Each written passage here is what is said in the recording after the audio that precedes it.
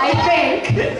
And yes, this is a big event. I have been living with HIV for 21 years, and I've been working in a women's group, facilitating women's group, for about 20 years. Not longer than I've lived with HIV, if I can add. But this is probably the first time that we're doing something so public. And for women living with HIV to come out, show our face in such a public space is an incredible step. And I would like to also acknowledge that. So, because of the issue of what it means to come out, I would like you all to respect the fact that the women that organized the show have asked not to have pictures taken by the public. So if you please can put your phones away. We have one cameraman and one photo person that is from our organizing group, and they will, we will have control of those pictures, but please, no pictures. If you want to take pictures, there is another floor, you can go there, do your selfies, etc. So, I just want to say a little bit about today. Today is we are doing this event because tomorrow is International Women's Day. And and because I am, International Women's Day started, is a day of remembrance. The myth once that it was started by a strike in St. Petersburg in 1918. Yes, the women in the factories went on strike for better work conditions, for better pay, for a better life for themselves. And from women's strike, something called the October Revolution followed. So one of the biggest events of the last century, but one of the biggest revolutions ever. So this is a day in which women come together to remember our struggle for justice, our struggle to be treated with respect and dignity, and that's why we come here as women living with HIV. I just want to say a couple of words about the organizers. One is obviously Positively UK, the organization I work for. We are a peer support organization that exists for 31 years and was started by 2 women living with HIV. So once again, the leadership of women living with HIV in 1987, and ACT UP Women. And ACT UP, another little history lesson.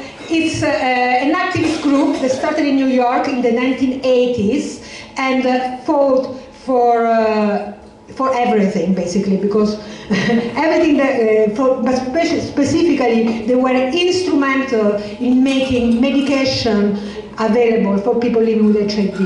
The scientists, the doctors, the whole establishment could have cared less. And if you want to know the history of how HIV treatment became available, watch a film called How to Survive a Plague, because it is one of the greatest, they changed science, they changed the way the medication and health is provided.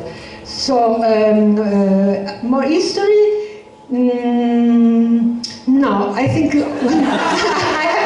really enough in history. I just want you to say something about women and HIV. Some of you will know, but maybe many of you in this room don't know, but women are the largest group globally living with HIV. There is 18 million women living with HIV out of about 34 million people living with HIV.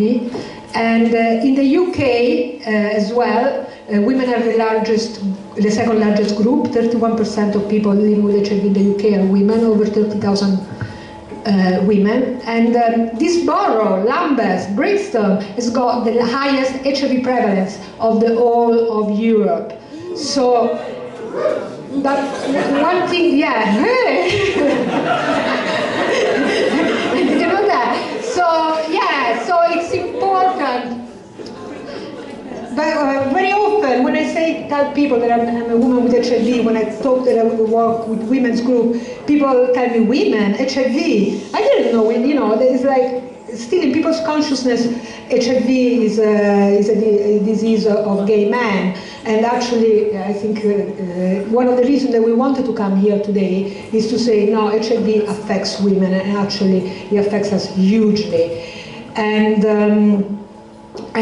you know, but we wanted to come here today, now, in spite of, you know, all the hardship that we face as women, not to talk about the power that we have, and that's why it's the catwalk of power, because we wanted to, for once, not to be represented as some kind of victims, passive, a problem, somebody that cannot, you know, that is just, you know, not able to help themselves, but as agent of change. And once again, Positive UK was started by 2 women living with HIV in 1987, and up to now we are a unique charity that is led by people living with HIV. All our services are provided by people who are living with HIV, and the peer model that those 2 women invented has survived with a very long legacy, and that's a testimony of the power of women.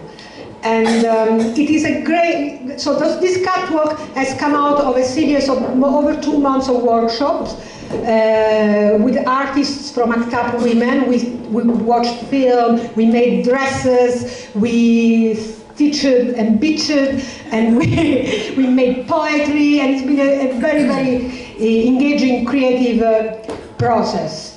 And for me, the process of producing this catwalk is the resistance, is the creativity that we have used throughout 30 years of HIV as women to keep our power. And finally, something very important is that we remember that in spite of the fact that there is lots of good news around HIV, I mean, one of the key messages that women wanted me to share with everybody is that people who are on HIV treatment nowadays not only can live a very long life, but cannot transmit HIV to anybody sexually. It is something that is called U equals U. And it's fantastic news. And if you haven't heard of it before, and tomorrow you want to have a chat at the market with somebody and say, do you know what U is? What U is? I think it's a great, you know, much better than the weather. So, you know, it's a great time. I always say to people, it's a great time to have HIV. However, it is a great time to have HIV. But in spite of this, women living with HIV are still at the blunt, I don't know, sometimes my English is lost, but are still at the sharpest edge of how things happen. People who, women living with HIV are much more likely to be living in poverty, are much more likely to be affected by all the cuts in welfare and services, and as well, women living with HIV have an incredible experience, very high levels of gender-based violence, or intimate partner violence. A piece of research done in Homerton Hospital showed that 52% of women living with HIV had experienced violence in their lifetime, and that's double the general population.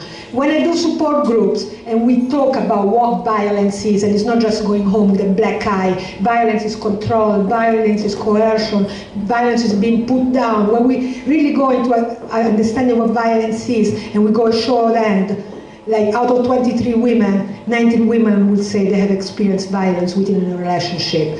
So there is a long way to go for us. And then last and not least is the gap in research. So I myself am alive because for 19 years I've been taking a cocktail of very powerful medications that have been studied mainly on men. Most clinical trials still only involve between 15 to 20% of women, which means that the side effects and experiences, the challenges I experience, you know, with my medication haven't been properly studied. Moreover, if you go, this is something that fascinates me, every year 15,000 papers are published, scientific papers are published around HIV. Of those 15,000 papers, only 500 have women in the title, and I could, you know, bet my left and right hand that those research papers are on pregnancy, because you know what, we only matter when we have babies. So, you know, the gender inequality is still playing an incredible role in our life.